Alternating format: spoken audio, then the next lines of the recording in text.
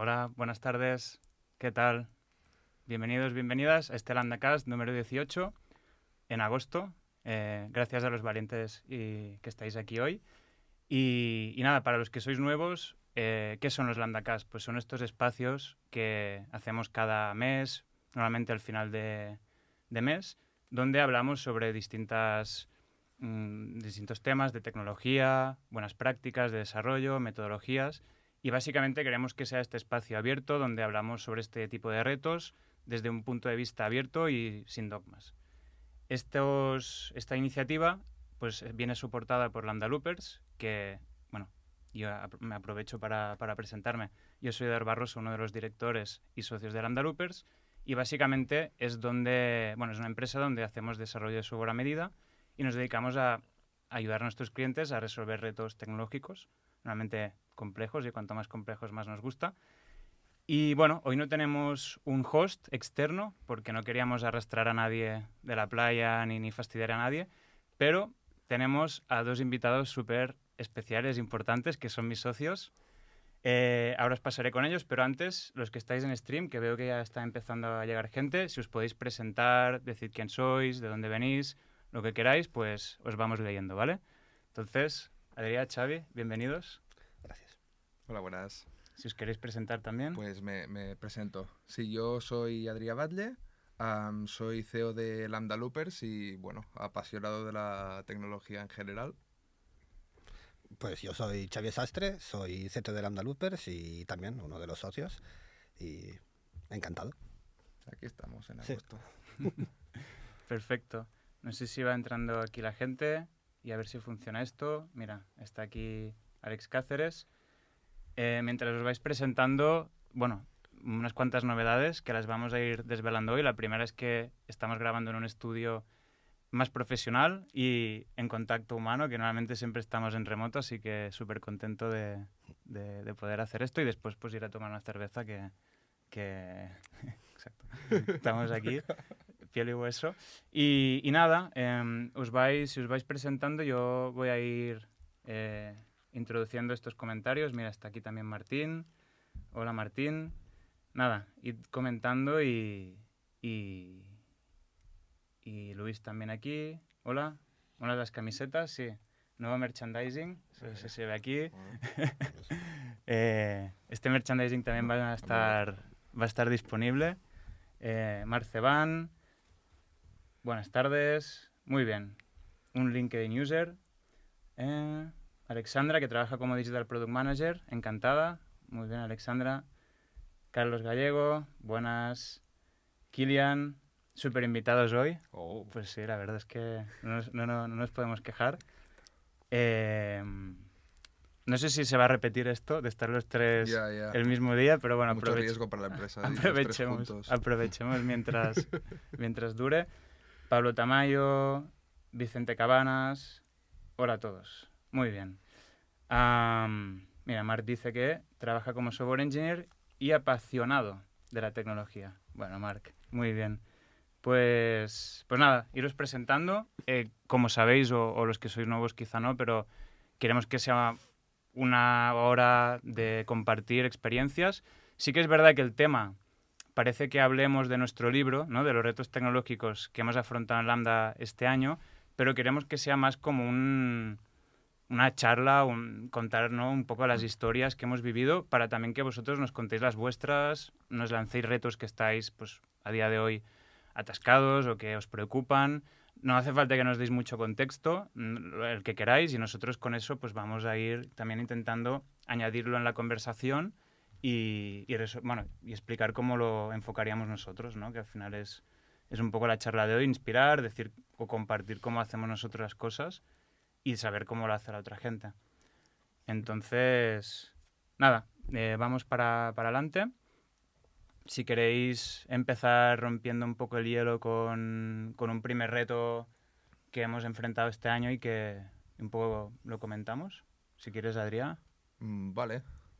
A ver, yo creo que nuestra empresa, una cosa que está haciendo cada vez más, en realidad, es ponerse más y más en serio en producción. Que esto es una cosa que desde los inicios, ¿no? Nosotros empezamos mucho trabajando con startups, prototipando, y ahora cada día más estamos en producción y con clientes cada vez más exitosos y que van creciendo. Entonces, yo creo que uno de los retos gordos que hemos estado afrontando este año es el tema de volumen de datos, volumen de peticiones, que es una cosa que a mí me encanta, la verdad. Ujú.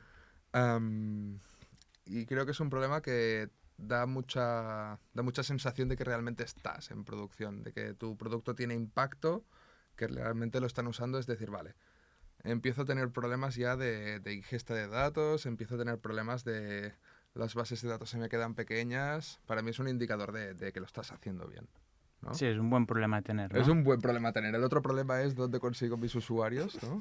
Este es otro problema a tener. Estás más tranquilo como desarrollador, ¿no? Pero más aburrido. Entonces, a ver, nosotros ya teníamos experiencia de sistemas en producción con mucha ingesta de datos. Vale. Perdón si te interrumpo un momento, Interrumpe. pero siempre voy a ir preguntando si hay alguien en el chat que tenga problemas o retos relacionados con la ingesta de datos, de lo que estaba comentando Adrià, cómo escalar bases de datos, este tipo de sistemas, y queréis compartir algo. Ya sé que tampoco podemos aquí dar un parrafote, pero si nos dais un poco de contexto para introducir una conversación, yo tengo aquí el ordenador, así que lo voy a ir comentando. Sí. Bueno, no sé. Por ejemplo, en el pasado habíamos tenido problemas de ingesta de datos con muchísimo volumen de datos, pero datos muy pequeñitos. Datos muy pequeños. Se tenían que hacer cosas bastante rebuscadas con esos datos, pero eran muy pequeños. Y aunque hubiera mucho volumen, era pequeño.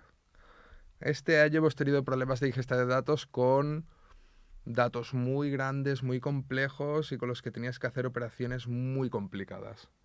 Entonces, aquí yo creo que nos hemos tenido que arropacar todos y entender cómo funcionan las bases de datos de pe a pa. Primero de todo, montar sistemas de ingesta sólidos, escalables, todo esto, que ya es un reto que me encanta de por sí. Y después, cómo procesar todos estos datos a tiempo real, cómo guardarlos en distintas bases de datos.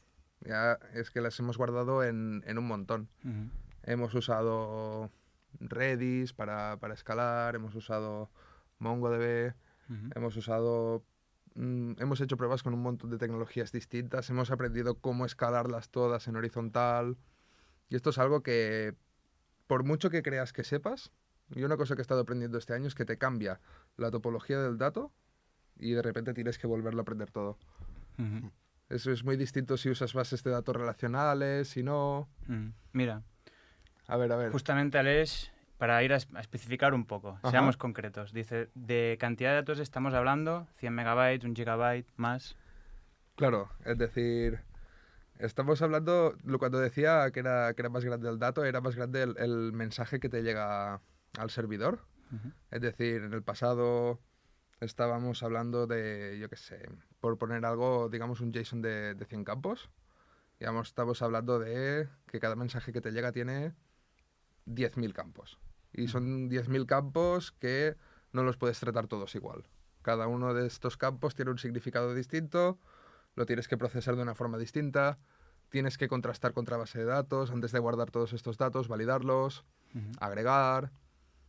Operaciones bastante más complejas. Entonces, con menos volumen de datos, sigues teniendo unos problemas muy, muy interesantes. También tienes oportunidades porque cada parte de este dato lo puedes ir almacenando en distintas bases de datos y te da mucha creatividad a la hora de diseñar. Muy bien. Yo creo que aquí hemos aprendido todos. Ha habido mucha parte de ciencia, porque yo creo que, como siempre, es importante observabilidad, analizar bien tus sistemas, no darte cuenta de las cosas ya cuando están explotando, sino vértela venir. Se trabaja más tranquilo, yo lo recomiendo en general al mercado. Y después, mucha creatividad de decir, ¿y si este dato que es un poco distinto probamos de guardarlo aquí?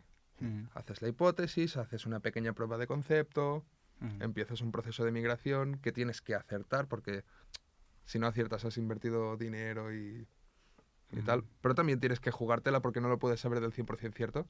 No te puedes montar un entorno siempre como producción para ver que tu hipótesis es correcta. Entonces ha sido un año con muchos retos entre ingeniería de escalabilidad y creatividad para todo el equipo. Ha sido para mí un crecimiento muy, muy divertido este reto.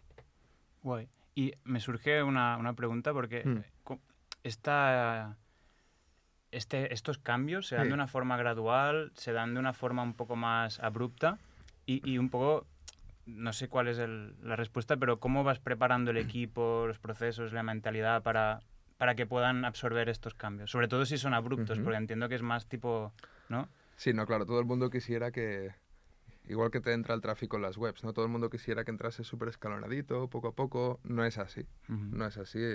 Siempre existe un Black Friday para todos los modelos de negocio. Entonces, no son poquito a poco.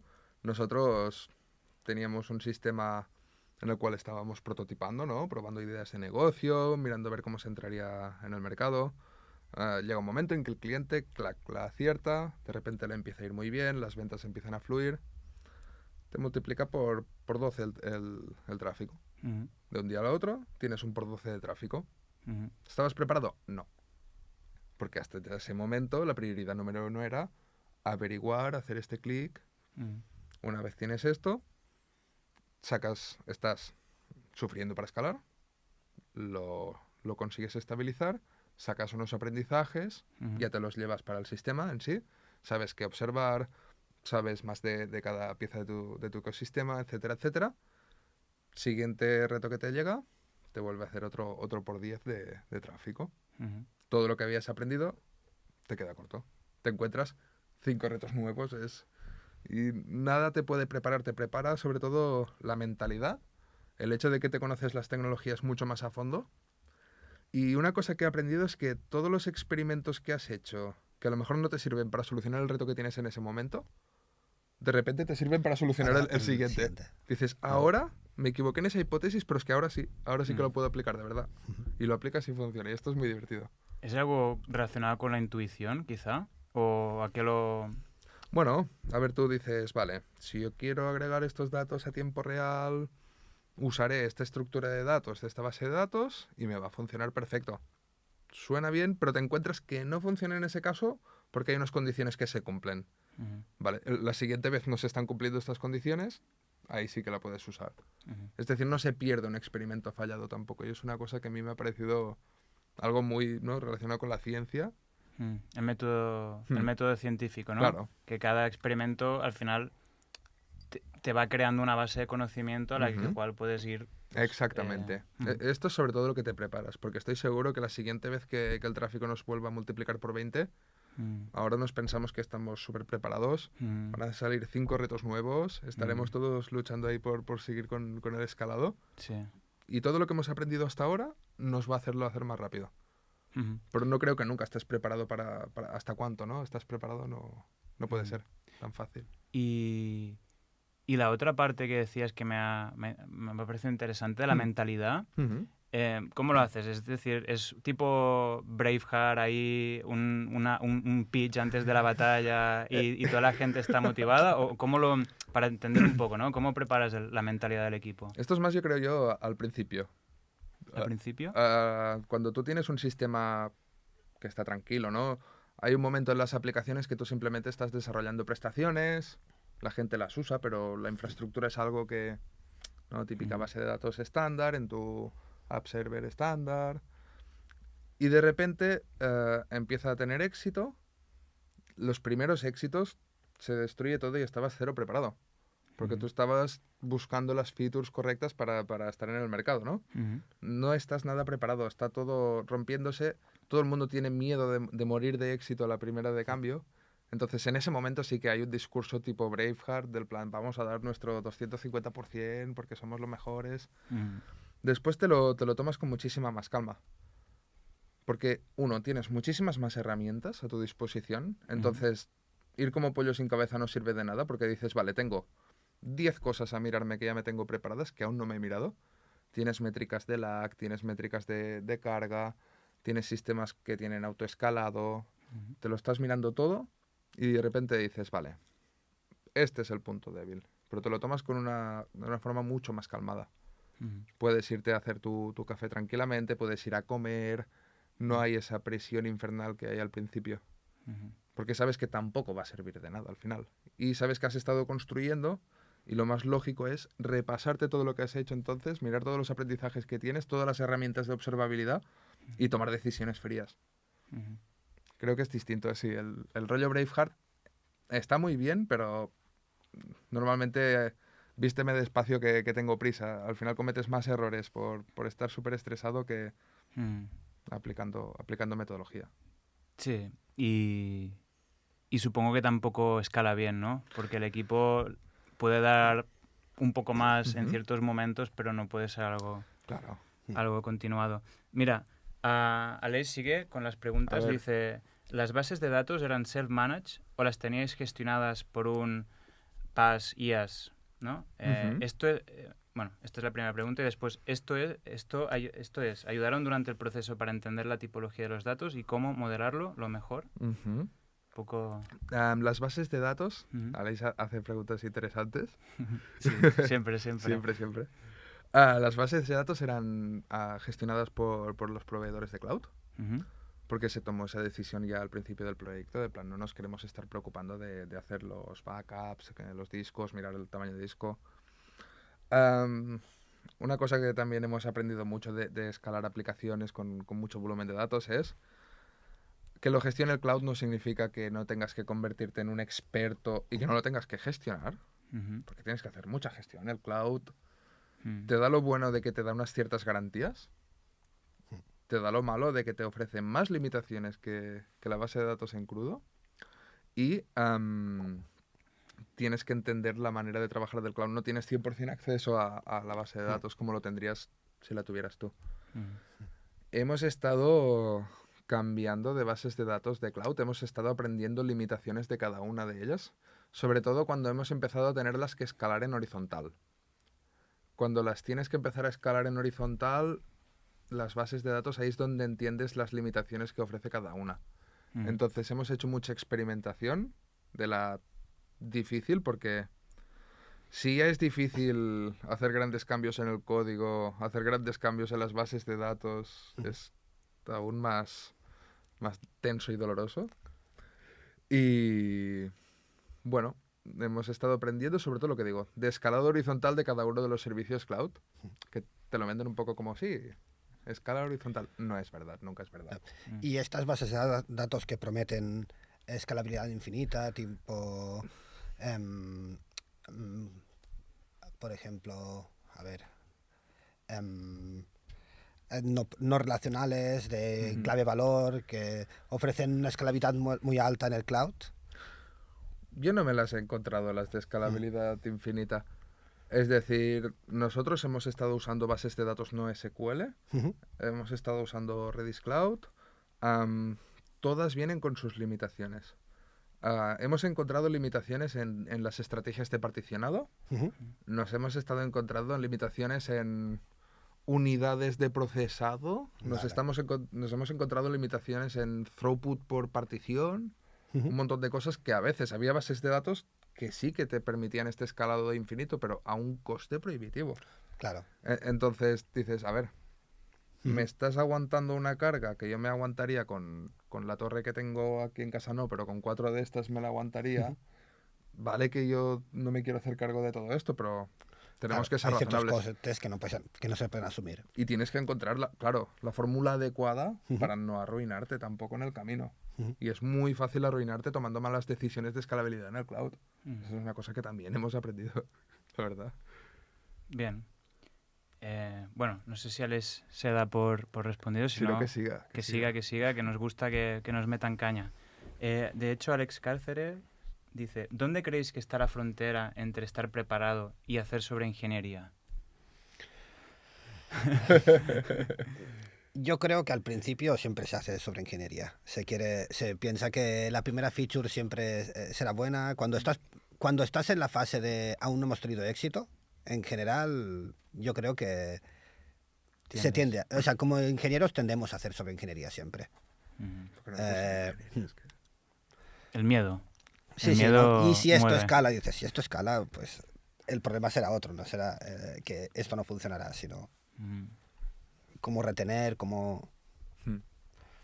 El problema inicial que tienes cuando inicias un producto es siempre de negocio, es siempre de encontrar qué es lo que funciona y lo que no. La O sea, básicamente tecnología... estamos diciendo que nunca estaremos preparados, ¿no? De alguna manera. Y si te preparas será para situaciones tan hipotéticas que en general... Si te preparas es sobre ingeniería porque te preparas para un problema que no Que no tendrás. claro. Me encanta. Hay que prepararse cuando sabes que eso tiene éxito ya, yo Claro. creo. Cuando empiezas a ver que dices, no, eso empieza a coger tracción, entonces... Hmm.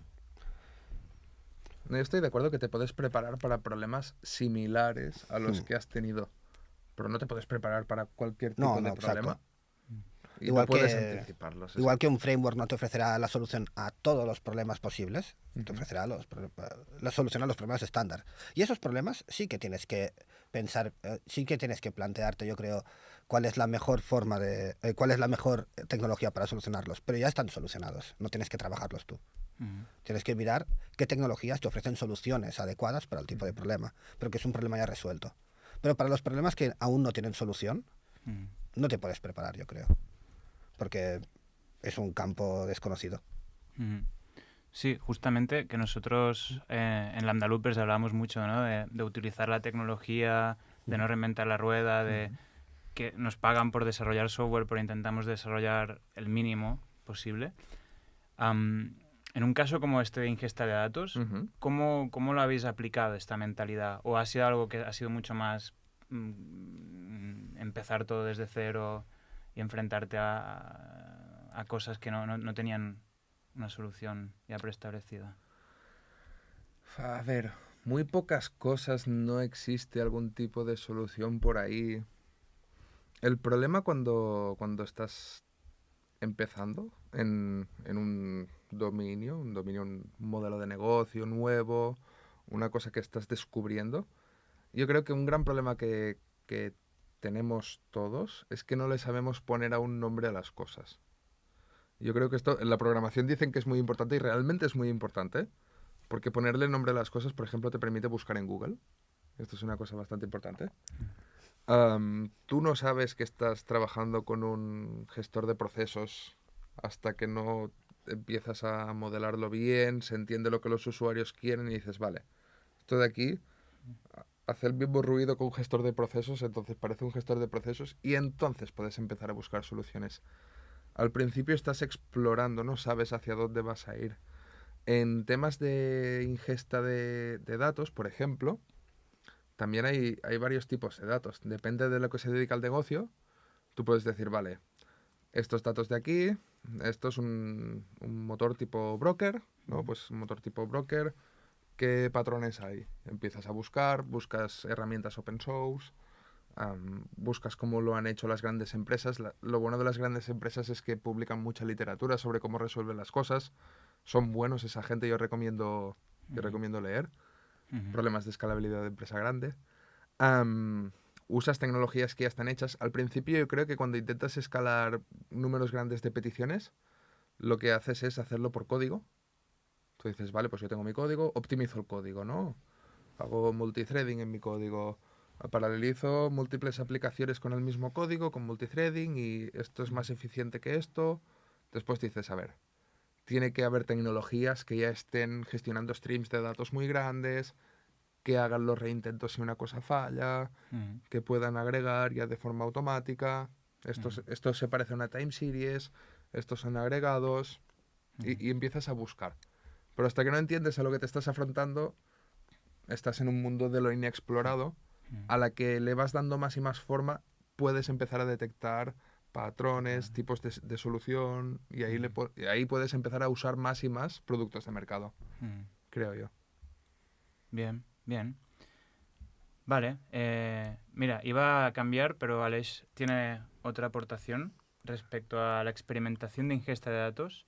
Es necesario entender cómo funcionan en producción, dice. ¿Hicisteis los experimentos en producción? ¿Cómo mantenías las bases de datos limpias de los experimentos? Bueno, a ver, intentamos usar OpenClosed. Ujú.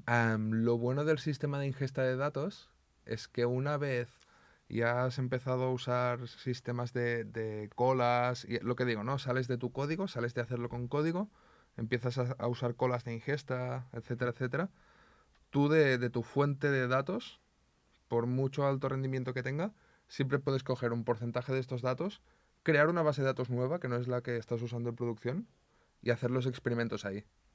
Ahí te montas un entorno con el tráfico, o un porcentaje por costes, ¿no?, del tráfico en producción, te montas ahí tus experimentos, que ves que la cosa es estable durante un tiempo, te tomas ya en serio y decir, vale, vamos a sustituir esta estrategia de agregación por esta estrategia de agregación.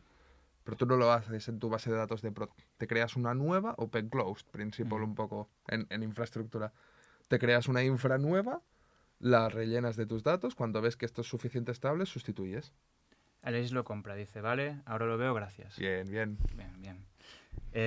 Nada, si tenéis más preguntas acerca de ingesta de datos, retos que estáis enfrentando, pues los vamos comentando. Pero aquí teníamos un parrafote de Marc Ceban que dice, a ver si lo leo bien, estoy desarrollando un proyecto de redes neuronales, ¿no?, como muchos de nosotros seguramente, AI. Lo tengo bastante avanzado y aunque no tengo problemas de ingesta de datos y gran volumen de usuarios, ojalá, he llegado a un punto donde tengo mezcladas varios tipos de arquitecturas. Y a nivel de objetivos a cumplir me he quedado en varios frentes abiertos. ¿Qué enfoque usarías para identificar y resolver los problemas que tengo y desatascar el proyecto?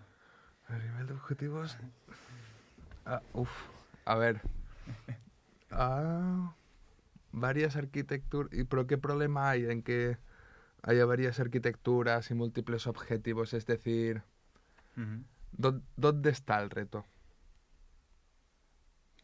El hecho de que no se sabe exactamente cuál es el objetivo a cumplir, el hecho de que las redes neuronales no están dando los resultados que se esperaban. Si lo especificamos, yo lo intento responder. Vale, pues si Marc Ceban puede especificar un poco, lo vemos. Pero bueno, nos quedamos con la copla, ¿no? La IA. La IA.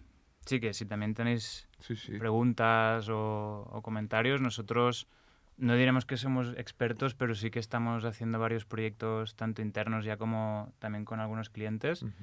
Y sobre todo tú, Adrià, estudiando bastante los fundamentals, así que bueno, ahí lanzad y nos metemos.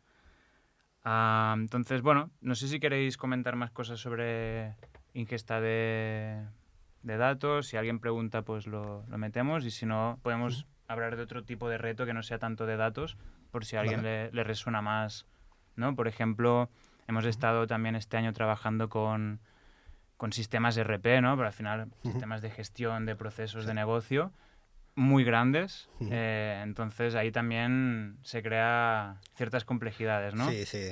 Hemos tenido algún proyecto bastante interesante.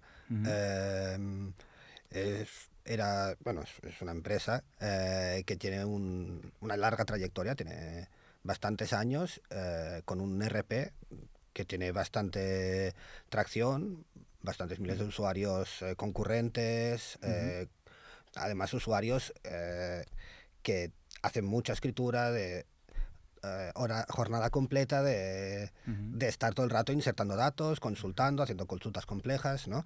Era un ERP que apareció hace 30 años, ha ido creciendo, ha ido evolucionando. En su momento se lo desarrollaron con su propio lenguaje de programación, hicieron su propio pseudo lenguaje de programación, sus propias herramientas para desarrollarlo. Eso tuvo tracción y fue creciendo hasta el punto que la Codebase tiene decenas de millones de líneas de código. ¿Vale? Miles de formularios. ¿Qué pasa? Que llega un momento que esta plataforma está desarrollada en modo escritorio, en Windows, ¿vale?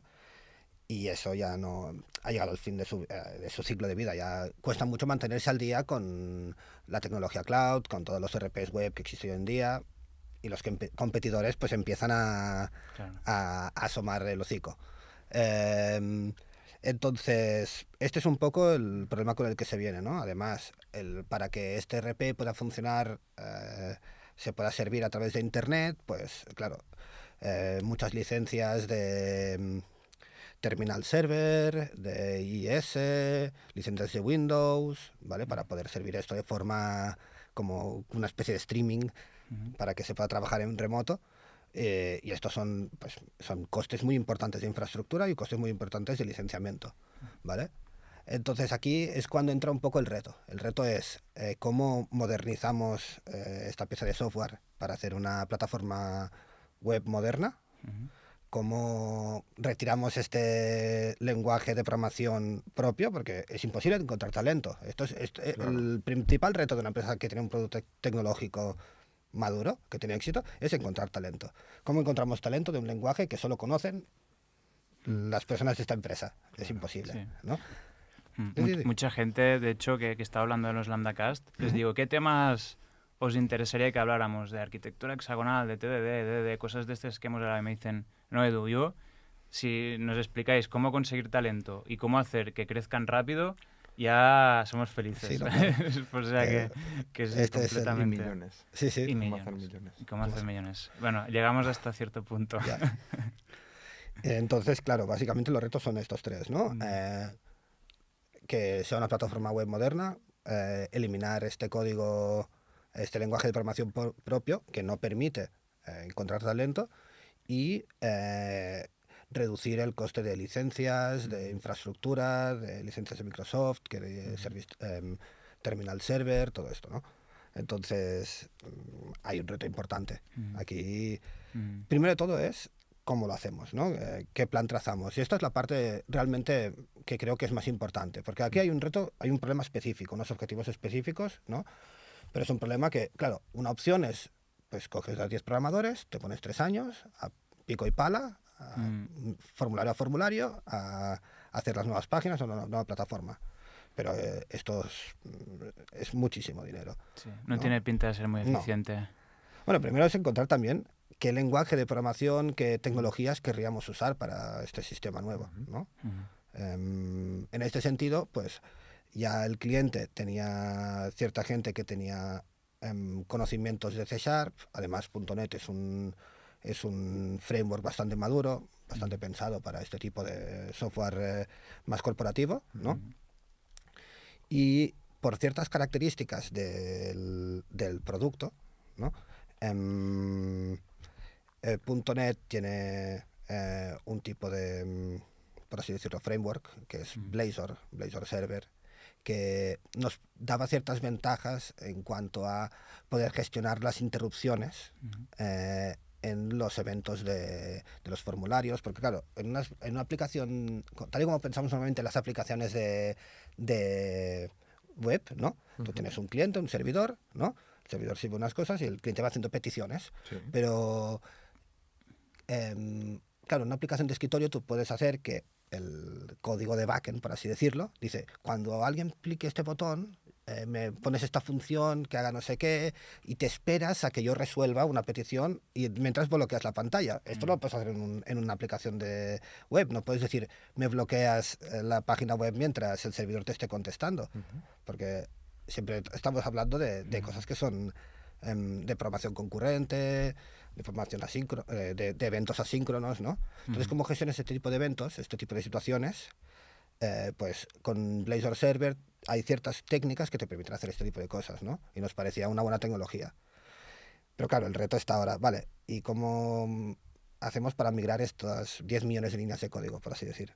¿Vale? Y aquí es cuando nos planteamos el hecho de hacer un transpilador de este lenguaje propio que tenían a C# con Blazor, y el reto estaba aquí, cómo conseguir hacer un transpilador que nosotros no hemos explicado ni una sola línea de código y hemos migrado todo el código del RP antiguo a .NET con C# Blazor. Bueno, el transpilador. Bueno, sí, nosotros no hemos hecho nada. Sí, pues. Esto, claro, dicho, sí parece casi magia negra o magia de software. ¿Cómo, o sea, veo la ineficiencia, ¿no?, de estar 10 personas 3 años picando, pero claro, lo comparas contra esto y dices, bueno, pero es como lo más seguro, ¿no?, hacer lo otro, en lugar de hacer este transpilador que vete tú a saber si funciona. Bueno, entonces. es más seguro. En 3 años la tecnología ha avanzado, las necesidades han cambiado, los clientes que estarán con esta tecnología antigua durante 3 años más, hay un coste de oportunidad. Sí, un coste de oportunidad, quemarás clientes, perderás cuota de mercado Y además que tampoco te asegura que en este proceso de migración manual los programadores no cometan errores. Es un código complejo y con muchas decisiones no arbitrarias, sino decisiones que se tomaron en su momento por la razón que fueran, ¿no? Pero que si un programador no la entiende bien, ese formulario ya no funcionará. Igual.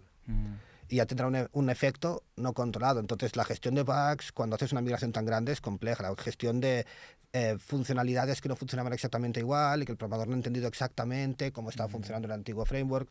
Este tipo de riesgos, cuando tienes 3.000, 4.000 formularios o 3.000, 4.000 pantallas distintas para mover, ya no es trivial. No te puedes arriesgar con tantas cosas a la vez, ¿no? Bueno, puedes arriesgarte, pero... Sí, Sí, no, sí. lo puedes No, pero hacer. tú con tu equipo lo pensasteis y llegasteis a la Claro. conclusión a la otra opción, ¿no? Sí, sí. Ujú. Entonces, aquí la cosa es, claro, cómo te enfrentas a un problema tan abstracto como hacer un transpilador de un lenguaje que prácticamente nadie conoce a un framework moderno, ¿no? Estas soluciones supongo que dan un poco más de miedo porque son abstractas. Son muy abstractas. Parece que tengan más riesgo, ¿no? Porque la de pones a 20 programadores a picar formularios parece que sea como mover cajas, ¿no? Pues mueves cajas. En el software no hay tarea suficientemente sencilla como para que no tenga riesgo, creo Claro. yo, porque... Además, después les dirás que muevan las cajas 10 veces más rápido para cortar tiempos. Claro, y es un poco desesperante, ¿no? Ver las decisiones seguras normalmente acostumbran a ser mucho más largas y este tipo de decisiones yo creo que son muy, muy adecuadas porque imaginemos que, yo qué sé, ¿no? Que el transpilador tiene un bug. Claro. Porque habrá algún bug en el transpilador, porque seguro nadie programa perfecto. Si causa algún fallo en los formularios, al menos, yo creo que al menos sabremos dónde tienen los fallos Claro. los formularios. Tenemos mucho más controlado, está mucho más acotado el código. Pero es verdad que hacer un transpilador que funcione bien, que funcione bien en algo tan específico y tan extenso como esto, es complicado. Entonces aquí yo creo que lo que entra sobre todo es testing, muchísimo testing. Lo más importante es trabajar contra resultados, contra mucho test end-to-end, mucho test de integración, muchísimo de entender muy bien. Aquí tenés que hacer mucho trabajo de ingeniería inversa, de entender muy bien cómo funcionaba el sistema original. Entonces, tienes que romperte más la cabeza, seguramente, que en hacer una migración plana, ¿no? Manual. Mira, justamente aquí, Kilian pregunta, muy interesante el tema del transpilador, pero al final, ¿no os habéis traído toda la deuda técnica del proyecto antiguo a C# igualmente? Y si mirábamos a mano, no lo traíamos también, parte de ella, porque ¿por qué existía este formulario y no el otro? Es decir, sí, traemos parte de la teoría técnica, pero la traemos a un lenguaje que todo el mundo, que una comunidad de programadores muy grande conoce, con un framework que nos podrá ayudar a eliminarla. ¿Por qué eliminamos la deuda técnica en el lenguaje de origen, que es un lenguaje que casi nadie conoce, y no en el lenguaje de destino?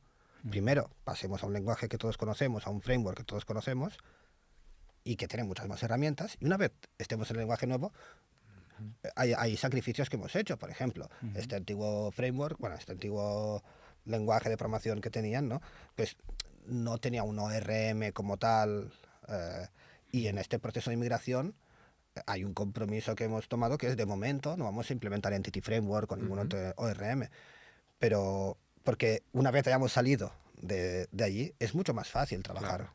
Es mucho más fácil desde un lenguaje que tiene comunidad, un lenguaje que buscas en Stack Overflow y te saldrán cosas, trabajar que no desde ese lenguaje antiguo, y en cada formulario decidir cuál es la forma de hacerlo. En cada formulario vas a decir, vale, hacía esta query rara y estas 4 funciones, y cuál es la forma buena de hacerlo ahora. Es un problema que tendrás que solucionar 5.000 veces. Solucionemos uno, la de pasar del lenguaje, y después, con el lenguaje nuevo, será mucho más fácil solucionar ese problema. Claro.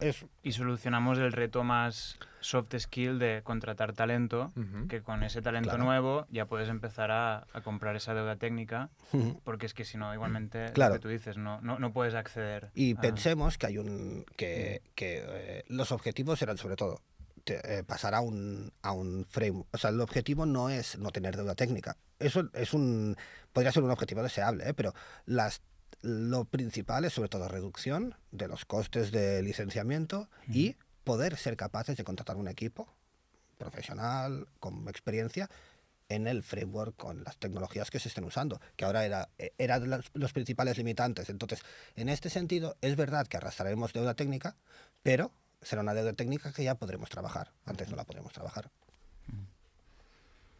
Vale, genial. Bueno, si quieren tener la contrarréplica, aquí estamos. Vale, no sé si querías comentar alguna cosa más.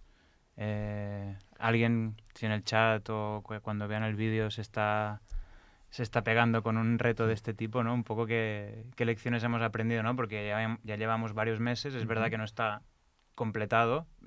No, pero la parte esta de la migración... Brotes verdes. Muchísimo, sí, realmente... Tiene muy buena pinta.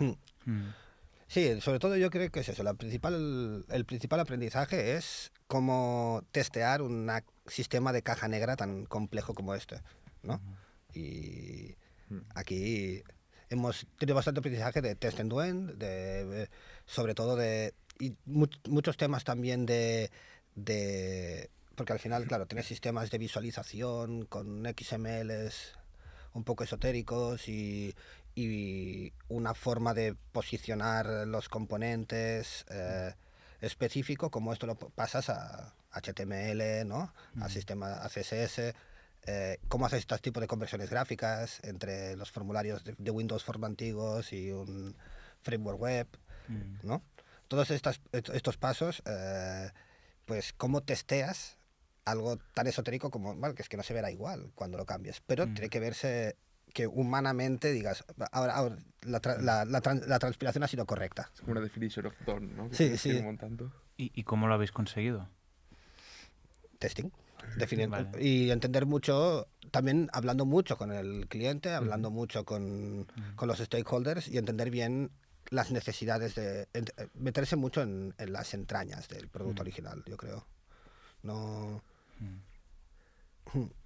¿Hicisteis eso de medir como la proporcionalidad de los elementos de origen y de destino? Hay varias estrategias de cómo reposicionar los componentes, cómo transformar, porque al final tú tienes una serie de componentes o de tipos de elementos en una aplicación de Windows, ¿no?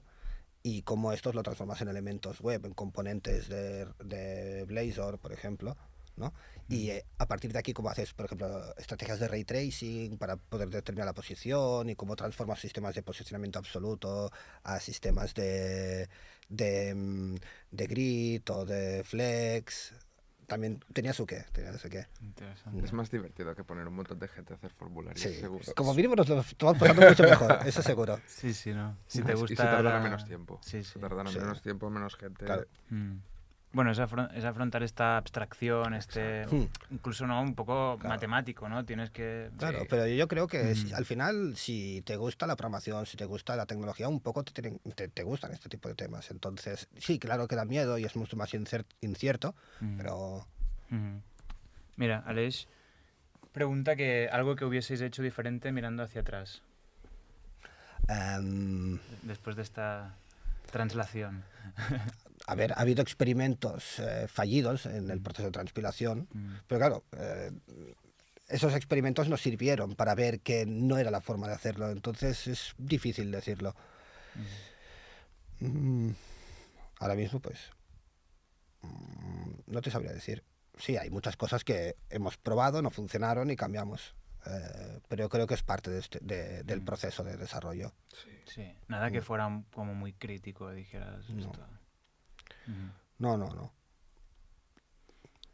También un poco esto se mide con la satisfacción del cliente y lo que va percibiendo, ¿no? Entonces... Vale, aquí no sé... ¿Qué pasa? Alex, no sé si está relacionado con este tema o es más en general, pero dice... ¿Qué retos creéis que vendrán en el futuro? ¿Qué retos os gustaría encontraros? ¿Y creéis que serían buenos para vuestro equipo? ¿Con qué retos nos gustaría toparos? Vale, y dice mojaros, o sea que es una pregunta fuera del tema de lo que estamos hablando ahora. Entonces, por orden, ¿qué retos creéis que vendrán en el futuro? ¿Qué retos creemos que vendrán en el futuro? Entiendo que retos un poco tecnológicos, ¿no? Que estamos hablando de... Bueno, a ver, yo creo que como empresa... Uno de los retos que nos vendrá en el futuro, no sé si el futuro próximo o en algún momento, es que nos vamos a empezar a integrar en equipos muy grandes y creo que tomar decisiones tecnológicas en equipos mucho más grandes de los clientes, creo que va a tener una cierta complejidad que vamos a tener que saber navegar también. Porque nosotros, por ejemplo, yo creo que ahora mismo tenemos una muy buena capacidad de entrar a trabajar con un cliente que tiene su equipo tecnológico y lleva sus años trabajando y todo esto, pero de una forma bastante ágil, yo creo que muy ágil. Nos sabemos adaptar a lo que tienen, sabemos entender todo el contexto de este cliente y sabemos empezar a proponer soluciones de valor muy rápido. Como equipo tecnológico creo que no solo nos dedicamos a picar muy bien código en ciertos lenguajes de programación, sino que usamos la tecnología muy rápido para resolver retos. Y a colación un poco del tema de hoy, Sí. ¿Por qué crees que nuestro equipo está preparado para hacer este tipo de integración rápida y efectiva con otros equipos? ¿Qué crees cuáles son las 3 características que tiene? Características. O 4. A ver, trabajamos muy bien en equipo. Es decir, porque forma parte un poco de nuestro ADN. Es decir, en nuestro equipo pones un miembro nuevo del equipo y de repente forma parte del equipo, se le empieza a traspasar conocimiento, se encuentra con un montón de documentación, se le hacen formaciones, se hace pair programming. Somos buenos trabajando en equipo, no tenemos un equipo de programadores de no me molestes con un meeting que estoy muy ocupado haciendo force, ¿sabes? No funcionamos así. Creo que esto va muy bien para empaparse muy rápido del contexto. Y tenemos mucho también en el ADN el hecho de no empezar a programar sin entender perfectamente qué es lo que vas a hacer. No estoy diciendo tener la solución final ya diseñada, sino... Yo siempre lo digo, ¿no? Como que el teclado, el programar es como tener una pistola. Tú no puedes ir disparando y a ver qué pasa. Tú tienes que saber muy bien... Bueno, no sé si lo... Bueno. Sí, no pasa Tienes que nada. saber muy bien tu objetivo. No hace falta que aciertes a la primera, pero tienes que saber... cambiamos de ejemplo. Pistola sería que un arco olímpico. Exacto, algo exacto. completamente inofensivo. Exacto. Gatitos de peluche. Pero quiero decir que estamos jugando con algo muy serio y que ponerte a programar por programar va a costar un montón de dinero a la gente.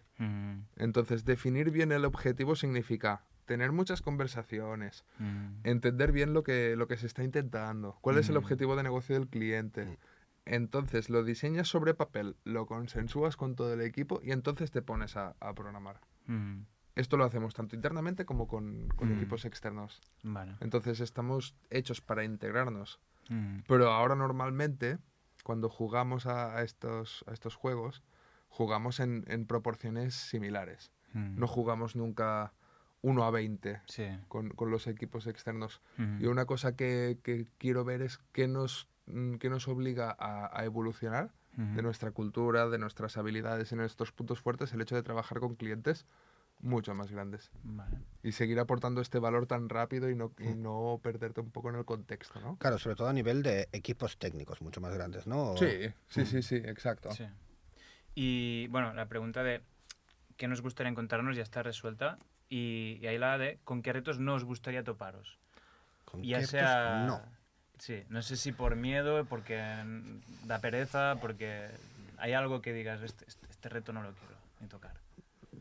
Yo en general los problemas que ya están resueltos. Es que en general una tienda online, pues es como, bueno, pues... Bueno, ojo, pero... Bueno, a ver, depende, claro.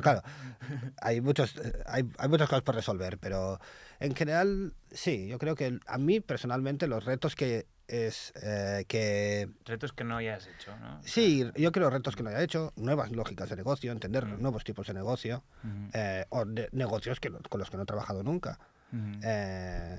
Pero en sí, creo que hay soluciones tecnológicas que ya dan solución a muchos problemas, ¿no? Entonces, reinventar la rueda es algo que no nos gusta demasiado, yo creo. Vale, mira, he visto algo de IA por aquí. A ver, volvemos al tema. Dice Tony Noguera, dice, ¿consideráis que si la arquitectura Transformer hubiera aparecido antes, habríais enfocado el transpilador para que use este tipo de IA? Saludos de nuevo en la OFI. Un saludo, Tony. Y ya. Transpilador con GPT. Ya, pero Ya. no lo creo. Eso aún es más magia Sí, arcana, ¿no? claro. Justamente yo creo que lo que queremos en este caso es tener un control bastante quirúrgico de lo que obtendremos, será lo que había, pero retirando las partes que primero queremos eliminar. Porque yo creo que el problema de las IAs generativas, un problema de haber usado una IA generativa como un sistema para hacer la transpilación en este caso, es que tienes el riesgo de que te cambie lógicas de negocio, de que te tome decisiones, ¿no? Que cambien cómo se comportará el software. Y en cualquier caso, el tipo de reto al que estamos enfrentándonos no era el de cambiar cómo el RP se comportaba. El RP tenía éxito en su entorno, los clientes les gustaba tal y como funcionaba. Entonces, que no digo que no se pueda evolucionar, lo que digo es que no es el tipo de reto al que nos queremos enfrentar. Entonces, añades como más variables al problema, más incertidumbre, ¿no? Claro, yo creo que justamente si antes decías que lo que querías era testearlo muy fuertemente, ser muy estricto con el testing y con el debugging, yo creo que justamente redes neuronales y sistemas de este tipo, si algún tipo de reto ofrecen, solucionan cosas de una forma increíble, pero ofrecen el reto de la trazabilidad, de por qué ha decidido esto, por qué ha escrito esto exactamente así, qué cambio puedo hacer yo en el input del sistema para que me lo escriba como yo quiero. Ahí se vuelven un poco esotéricas y un poco caja negra, y justamente es uno de los retos que a mí ahora me parecen muy interesantes, que es cómo poder debugar un programa que contiene una red neuronal, cómo puedes diagnosticar y ver por qué hace cosas que se te van un poco de lo que tú esperarías, que de vez en cuando lo va a hacer todo sistema, pero con los sistemas más clásicos, digamos, tú lo puedes trazar y ya está. Con una red neuronal también hay técnicas, pero es una cosa muy verde, muy experimental, como para esto, ¿no? Tirarle miles y miles y miles de... Sí, yo creo que está en la propia naturaleza del tipo de soluciones o el tipo de problemas que se le dan bien a las IAs generativas, justamente no es uno de estos. Es como... Bien, había un comentario antes también de Alex Cáceres que había algo de IA, que pone, para mí la IA es un nuevo reto tecnológico a afrontar, pero ¿creéis que se acabará sentando en el mercado a nivel de negocio y no a nivel de herramienta en general? Herramienta en general, quoted. A nivel de negocio. Tipo que habrá empresas que podrán monetizar, ofrecer servicios basados en inteligencia artificial. Como ahora, por ejemplo, puede ser JavaScript o PHP, que usen GPT como un lenguaje de programación o que usen redes neuronales. Yo creo que hay muchas empresas que están monetizando la inteligencia artificial. Sí, ¿no? O sea, ahora mismo ChatGPT o OpenAI ya tiene un marketplace de GPTs que yo he estado utilizando algunos que son gratuitos, pero algunos son de pago, ¿no? Un poco como una Play Store. Entonces no sé si que son estos agentes totalmente especialistas en ciertas tareas, ¿no? Para también un poco no lanzarlo al chat en general, sino y hacerlo un poco, ¿no? Especialista. Y yo ya un poco para friquear en la parte comercial lo que estoy haciendo es intentar tener distintos agentes y que estos agentes empiecen a comunicarse entre ellos. Entonces, ahora mismo los estoy creando yo, pero sí que he visto algunas que son de pago. Entonces, quizá quieres añadir uno de estos y se genera un modelo de negocio en este sentido. No sé si va por aquí. Pero y no solo GPTs, es decir, hay muchas empresas tipo, yo qué sé, detección de fraude, este tipo de cosas, que ya se basaban como en sistemas de machine learning y ya los estaban monetizando. Y al final en este tipo de casos, en detectar ciertas características, detectar outliers, Sí. son buenas las inteligencias artificiales. Sí, sobre todo en detectar patrones que los algoritmos clásicos difícilmente te detectarán. Porque si tú tienes que un patrón, un algoritmo clásico, una regresión, ya lo identifica. Lo identificará mejor que una red neuronal. Una red neuronal sirve para esos problemas que son difícilmente categorizables con otro tipo de estrategias. Claro, que no sabes bien decirle exactamente lo que tiene que detectar, ¿no? Vale. Sí, una cosa que nosotros, no sé si entraría en esta respuesta también, pero ha habido desde hace muchos años que nos han venido clientes que querían soluciones con IA y al final nosotros les hemos acabado dando una solución que les soluciona el problema con estadística, casi, ¿no? Entonces, sí que quizá ahora se empezará a ver que hay soluciones que sí que tienen sentido meterse en este tipo de algoritmo, ¿no? Pero hasta hace poco casi todo lo que hemos afrontado lo hemos podido resolver con este tipo de algoritmo un poco más clásica. Es que hay veces que se le llama machine learning o se le llama inteligencia artificial y lo que tú buscas es hacer un poco de ciencia, ingeniería de datos. Y no toda la ciencia de datos y la ingeniería de datos es súper sexy. Hay veces que te toca hacer un Monte Carlo o hay veces que te toca hacer una regresión lineal. Y con una regresión lineal está perfecto. No hace falta que inviertas en cosas que no podrás después trazar y debugar. Depende todo del problema. Sí, sí. Bueno, si queréis ir lanzando las últimas preguntas, que dentro de poco vamos a ir cerrando. Aquí Tony también lanzaba una así un poco más abierta, ¿no? De si ha habido clientes que os han pedido retos imposibles y habéis tenido que negarlos. En caso afirmativo, ¿ahora seríais capaces de afrontar el reto? Por definición, no. Exacto. Claro, hay retos que posiblemente con la tecnología del momento y con los costes que se puede asumir el cliente, no era rentable asumirlos. Es decir, y quizá algunos de ellos, a medida que ha evolucionado ciertas tecnologías, como puede ser la IA, pues se pueden ofrecer soluciones de una forma más eficiente, ¿no? Pero no diría que eran problemas imposibles o problemas...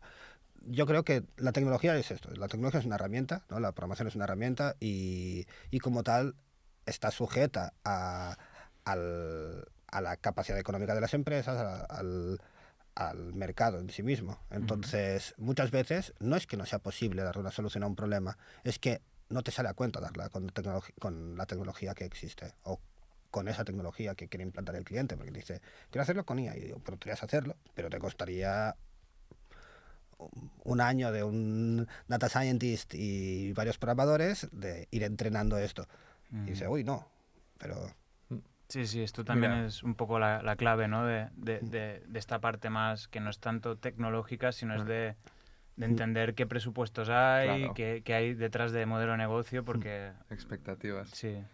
Que hablando de tecnologías que no existen y tal, claro, hace que 2 años nos vino un cliente que quería un chatbot súper sofisticado con un montón de flujos posibles para resolver unos procesos de su empresa.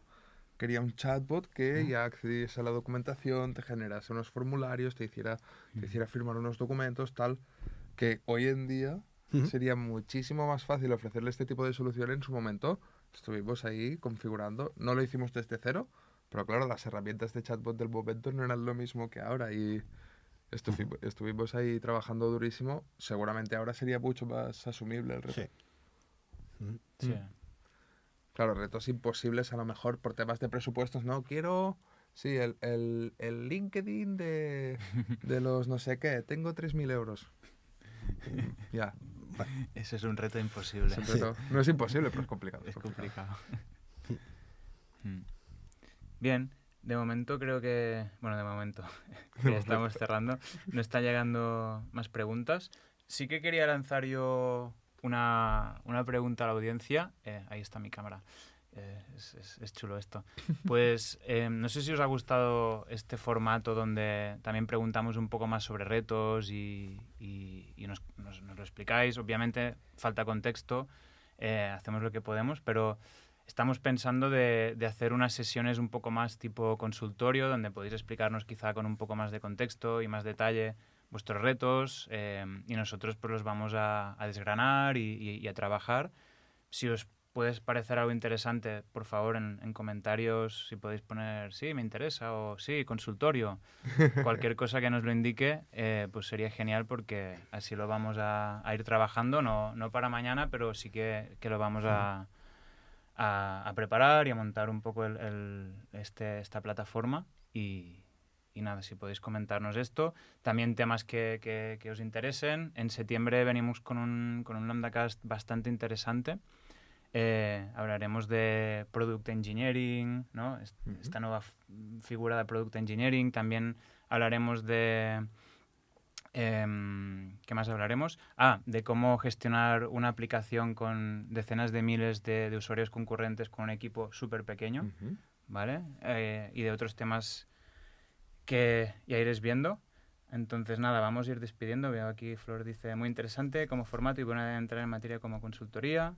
Muchas gracias, Flor. Pues sí, si nos podéis dejar este tipo de comentarios, así nosotros pues lo tenemos en cuenta. Al final, como decimos, es un formato súper abierto y nosotros estamos encantados de ir... Claro, y estamos menos tiempo preocupados por si estamos locos o no con las iniciativas. Si nos van apoyando, siempre válida. Exacto. Hoy lo hemos hecho desde este estudio un poco para mejorar la calidad, para también un poco ir mejorando la parte de producción. Llevamos haciendo estos LambdaCast ininterrumpidamente desde enero de este año y podéis ver todos los episodios en YouTube, en Lambda Loopers.